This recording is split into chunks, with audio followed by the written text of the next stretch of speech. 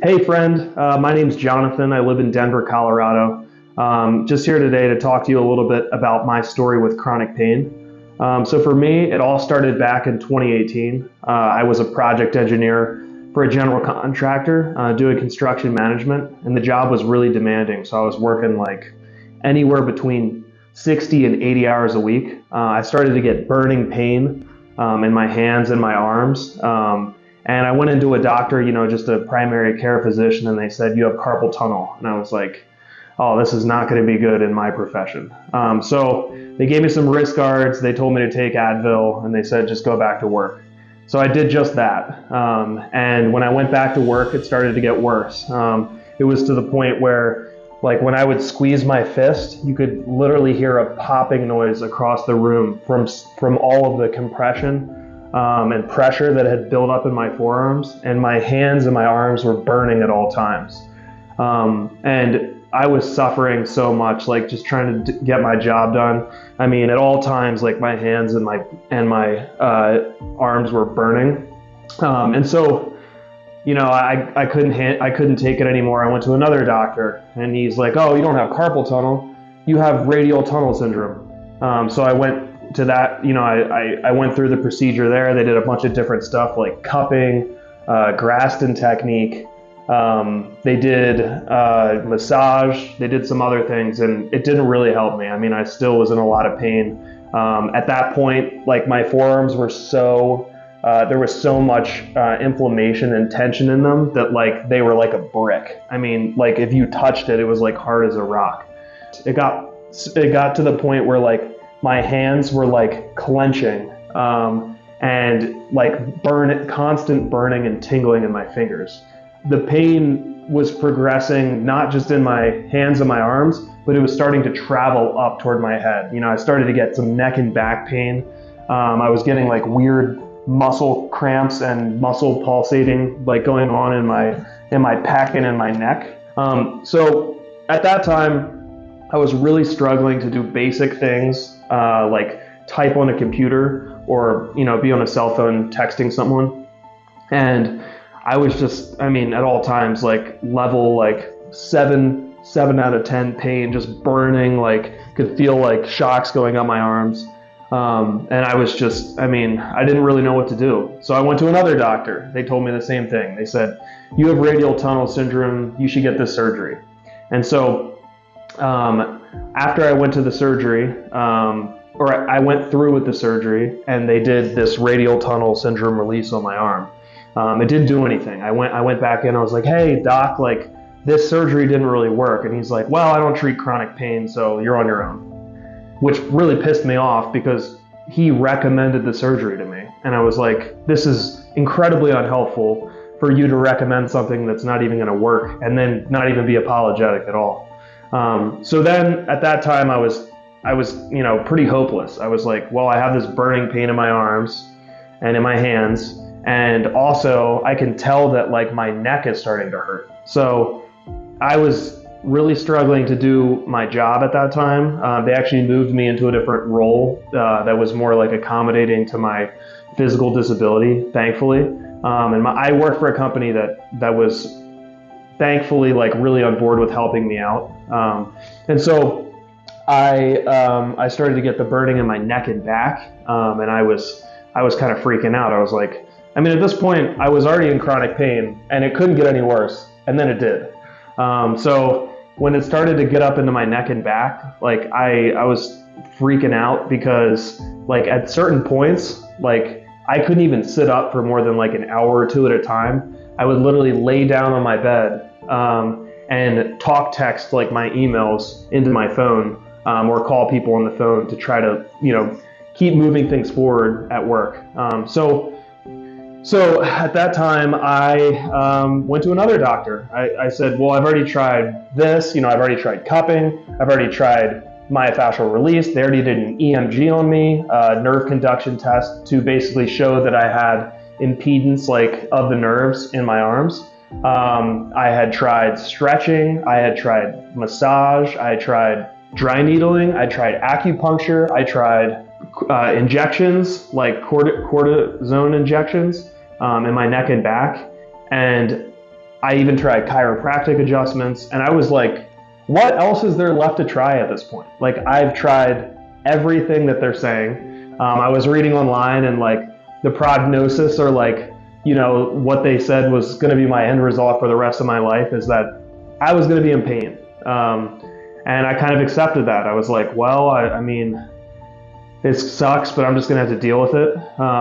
But the problem is that the pain at that point was progressing so rapidly in my neck and back that, like, with my arms, it was excruciatingly painful. But then once it moved up to my neck and back, I was hanging out with friends and like laying down because I was in so much pain. I started to, I was like, I need to go to some other doctors. This is getting crazy. This is affecting every aspect of life.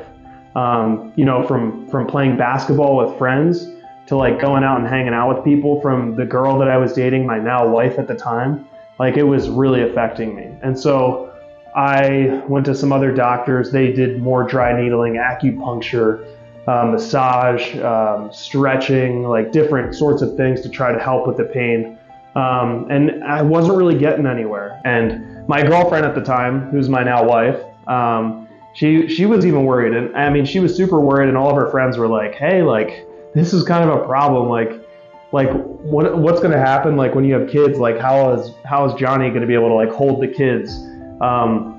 So we kind of had an ultimatum. I was like, honestly, like, I don't know, like, I'm just letting you know, like, I want to keep, dating you, but like, I'm letting you know that like, I will probably have this pain for the rest of my life.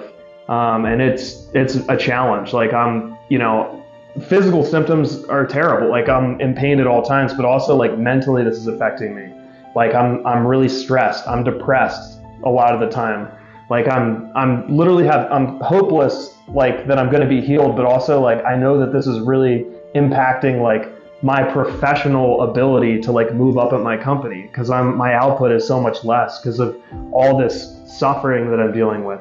And so, at that time, I had reached out to another doctor, and they did EMG nerve mapping, and they diagnosed me with neurogenic thoracic outlet syndrome, which is, short, TOS is basically the acronym for it. And if you get diagnosed with TOS, it's kind of a death sentence. It's like, oh, that shit, like, that's going to be rough. Like, there's not really a cure for that. Like, you're just going to have to deal with it. I mean, you could go through with the surgery, which is to remove a third of your neck and your first rib on both sides. But, the prognosis for that isn't great either. And so, I'd weighed all the alternatives. The surgery, I mean, just reading online, like, the prognosis was abysmal. And I was really worried because I was going to have to take 3 to 6 months to recover from the surgery. Of course, I mean, they're removing your first rib and a third of your neck. And so I scheduled the surgery at Johns Hopkins because it was one of the best doctors for my condition in the country. And I had scheduled to go out there and go through with the surgery. And then at about that time, I remember, like, I was in a place where, like, I was struggling to even, like, do anything at work. I was pretty much miserable at all times. I was highly anxious. I was worried for myself. I was worried for my relationships, and to even keep my job. I mean, the one thing that I had going for me, I guess, is that I had a lot of like friends and support around me. My now wife was like really supporting me and looking out for me. But I felt like hopeless, and I was very concerned like that this surgery would work, or that I would find something that would actually heal me, because living with this for the rest of my life was going to be terrible. The surgery has very low risk of helping you, and it's really painful. Eventually, I found a doctor who was one of the top experts for thoracic outlet syndrome in the United States at Johns Hopkins. And so I reached out to him. It was during COVID, and so I scheduled a telehealth appointment. And I talked to him, and he explained to me the surgery and everything, and I scheduled it at Johns Hopkins. And I was nervous. I was really nervous about the surgery because reading about it, the prognosis of success was only 30% success. And that was taken like 2 years after the surgery. And who knows if people had success after that. And there was no one to really talk to about it since it's so rare. And I was, kind of on my own. I was, I'm not in the medical profession. Fortunately, like my wife was a dietitian who had really good knowledge and also had friends who knew a lot about medical stuff. But for me, I mean, it was out of my wheelhouse. Like I was just trying to figure it out. I went to 20 different doctors. None of them could figure it out. And that's kind of scary. Like you go to a doctor to be told, okay, this is what you have and this is how we fix it.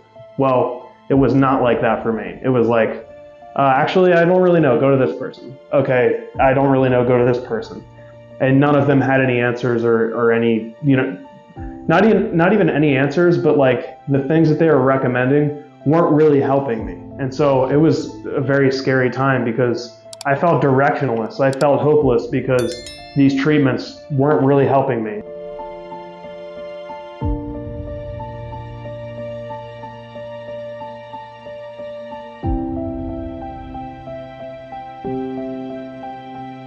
Right before I went out for the surgery in Baltimore, I found this doctor on YouTube. I saw a lecture that he did at a medical conference in Malaysia, and the name of the doctor was Dr. James Stockson. And so, super curious about it, I started to research into what he stands for and what he does. And so, in looking more into his clinic and his treatment approach, I saw that he has like a #1 best-selling book on thoracic outlet syndrome named The Human Spring Approach to Thoracic Outlet Syndrome. And so I was super curious. I mean, at that point I was like, well, everybody else is saying you're going to be in pain for the rest of your life, but maybe do the surgery, it might work, and take pain meds and do some stretching. But at the end of the day, this is the rest of your life. But Dr. Stockson wasn't saying that. He was saying, no, this can be treated. I bought his book, I read it, and I was like, I think this might work. And so, I had friends that were skeptical because he's not your standard, Western medicine surgeon who's doing the rib resection and scalenectomy. But I was convicted to try the treatment. So I flew to Chicago, and fortunately he was able to get me in due to availability with COVID, actually. He hadn't treated patients in a few months, and so he was able to squeeze me in. And after a day or two of the treatment, I knew it was working. I was like, wow, this is the first time in 3 years that I feel like I'm going to be pain-free for the rest of my life. And that was crazy to me. I mean, to even think or to have that paradigm shift of being like, the rest of my life I'm going to be in pain, I'm just going to be dealing with this, to, oh, actually, no, I'm pretty confident that I'm going to be pain-free for the rest of my life if I continue with this treatment. The treatment was a 10-day treatment for me. I had really severe thoracic outlet syndrome and compartment syndrome in both my arms. They had misdiagnosed me for this surgery. I just wanted to describe Dr. Stockson's treatment approach. So what he's doing is completely different than what every other doctor or physician is doing to deal with, thoracic outlet syndrome or chronic inflammation. So, I mean, I'm sure you are all aware, but most doctors, they tell you to do some stretches. They might tell you to take some pain meds, but they don't really get to the root of the problem. And what Dr. Stockson is doing gets to the root of the problem, which is chronic muscle inflammation. And so when you go to his treatment, he's literally reprogramming every muscle in your thoracic outlet back to its original state. Instead of that tight, contracted state that you get from stress and muscle stress and building up the chronic inflammation circuit, he's basically reversing that cycle. And so he does that with mostly with two things, which is vibration therapy and then deep tissue muscle reprogramming. And so he literally pushes into the muscle and he holds the point until he breaks the circuit with the brain. And then he moves to the next point, breaks the circuit with the brain, and he does it for every single muscle in your thoracic outlet until they're all like jello. I mean, like most people, when you feel their neck and back, they kind of like tense up because they know that it's really painful. Well, what he's doing is basically making it like jello and taking all the chronic inflammation out. And then I basically just continued to do his treatment at home. And now, 3 years later, I am completely pain-free. and I'm just so thankful that I'm, in this place that I am now. I mean, it's literally changed my life completely.